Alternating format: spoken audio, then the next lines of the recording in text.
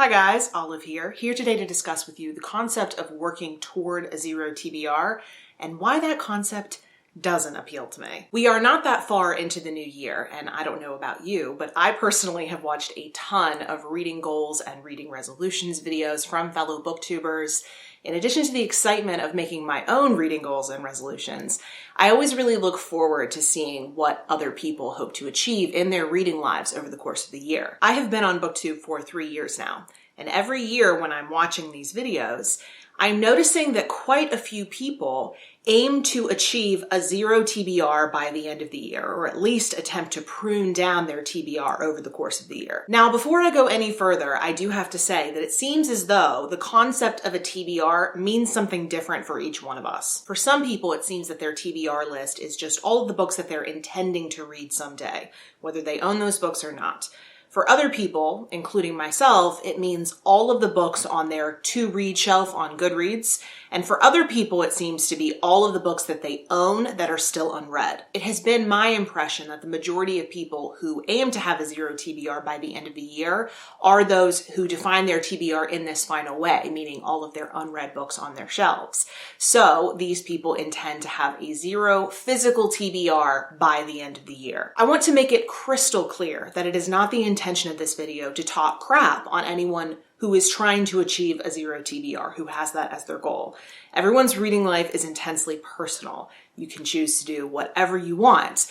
But the popularity of this concept has always confused me because whichever way you slice it, whichever way you look at your TBR, the concept of a zero TBR terrifies me. I mean, what would happen in the very unlikely event that I've read every single book on my shelves, there's a freak snowstorm that knocks out our power, and I'm not able to get to the library. And I live in Pittsburgh, so that's not that far-fetched. Are we saying in that very specific situation that my only choice of book would be a reread? What if I want to read something new? What if I've read every last book on my Goodreads to-read shelf and there are no other books in the queue that sound appealing and I'm lost in some sort of bookless limbo? The thought alone is enough to make me start to break out in some sort of stress-induced rash. My panic may tell you what I will now express in words. I do not want there to ever come a point where I am out of books in any sense of that idea. I think people can sometimes get stressed out by what they consider to be too many books on their shelves.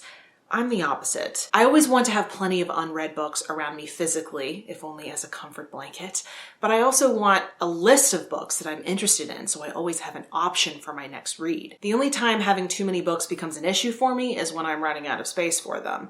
Space constraints certainly help me focus on shaving down my physical TBR, but getting it to zero is never the goal. I think one main reason why having a ton of books on my shelves doesn't really stress me out is because these books behind me do not represent my short-term reading goals. A good number of my books are Russian history books. You can vouch for that if you saw my bookshelf tour back in 2016. We're talking about a lifetime's worth of reading on Russian history there, and not just due to my incapacity to read them over the course of a year or two. I would not want to read them that quickly. This collection behind me represents a lifelong learning project that I will hopefully be working my way through my entire adult life. For example, I have several biographies on Catherine the Great.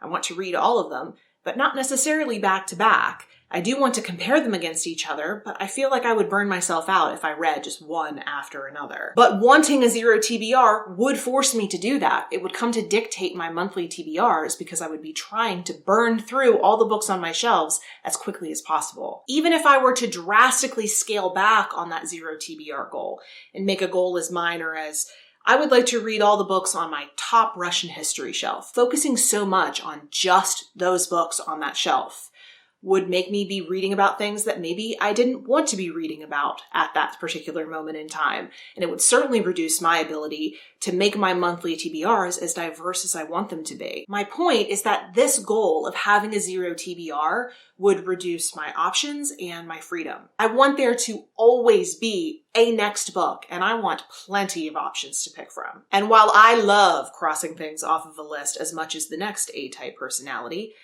I can't help but feel that my reading life isn't a checklist. It isn't static. It isn't something to be completed or contained.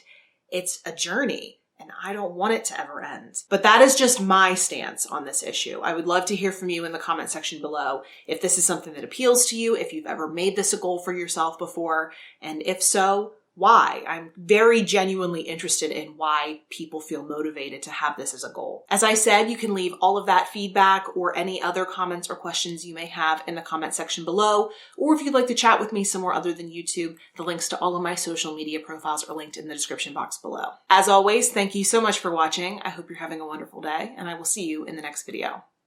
Bye.